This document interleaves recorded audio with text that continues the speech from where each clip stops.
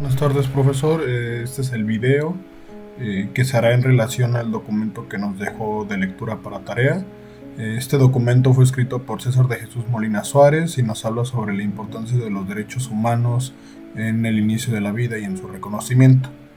En este el autor reflexiona sobre la participación que tuvo en un curso en relación a la materia cuando fue a Washington, D.C.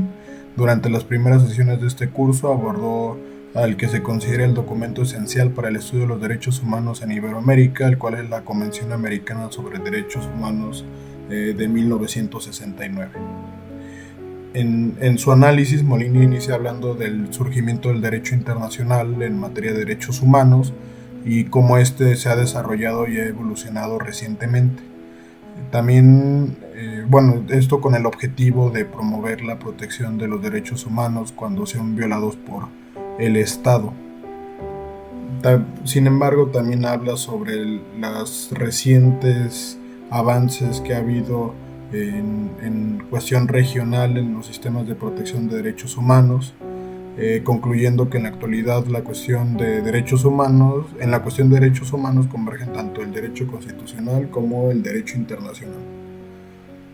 Ahora, entrando de lleno a la convención, hace un análisis de esta y desde su artículo 1, el cual habla sobre que toda persona es ser humano, se hace unos cuestionamientos como ¿qué es el ser humano? ¿Desde cuándo existe? Y para resolverlos utiliza de ejemplo el caso de Paulina, el cual fue una niña en Baja California que desgraciadamente a los 3 años quedó embarazada víctima de una violación. A pesar de que el Ministerio Público le autorizó el aborto, la ley no se lo permitió y no se le realizó el aborto, lo cual obligó a Paulina a convertirse en madre tan solo a los 3 años de edad contra su voluntad. Después de 5 años de gestiones entre la Corte Interamericana de Derechos Humanos y el gobierno de Baja California, se firma finalmente un acuerdo en el que el gobierno se comprometió a indemnizar a Paulina y garantizar su salud, educación, así como todo lo relacionado a los derechos humanos de su hijo ahora ya nacido, Isaac de Jesús. El autor se cuestiona qué pasa con los derechos de la madre y del ahora nacido Isaac Jesús.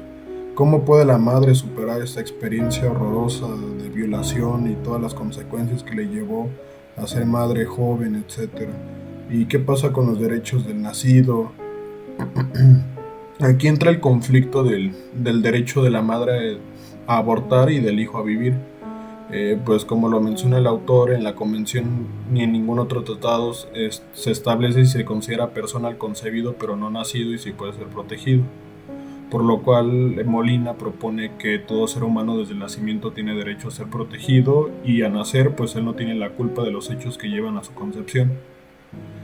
Posteriormente, basándose en cuestiones científicas donde se menciona la fertilización como punto clave de la vida humana y dándose sustento en artículos de tratados internacionales y cuestiones éticas, el autor plantea un punto de vista que yo considero radical, donde establece que se debe proteger la vida del ser humano que viene en camino y consecuentemente, evidentemente, no debería ser permitido el aborto.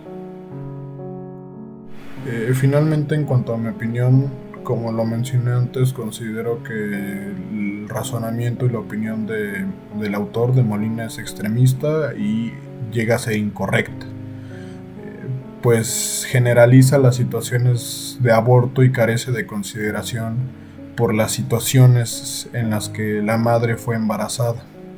Inclusive el mismo autor lo menciona al inicio en las primeras páginas de su texto, diciendo que si su situación fuera otra, probablemente él cambiaría de idea.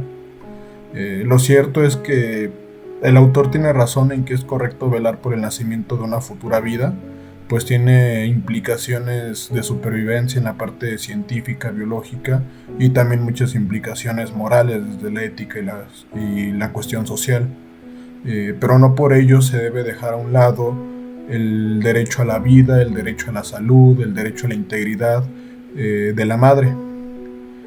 Por ello yo considero que, como lo estipula nuestro sistema jurídico actual en México, el aborto sí debe ser legal, pero bajo ciertas causas justificantes. Por decir algunas, que ponga en peligro la vida ya existente, es decir, la de la madre, o en peligro su salud, su integridad, que haya sido ocasionado por una violación, etcétera.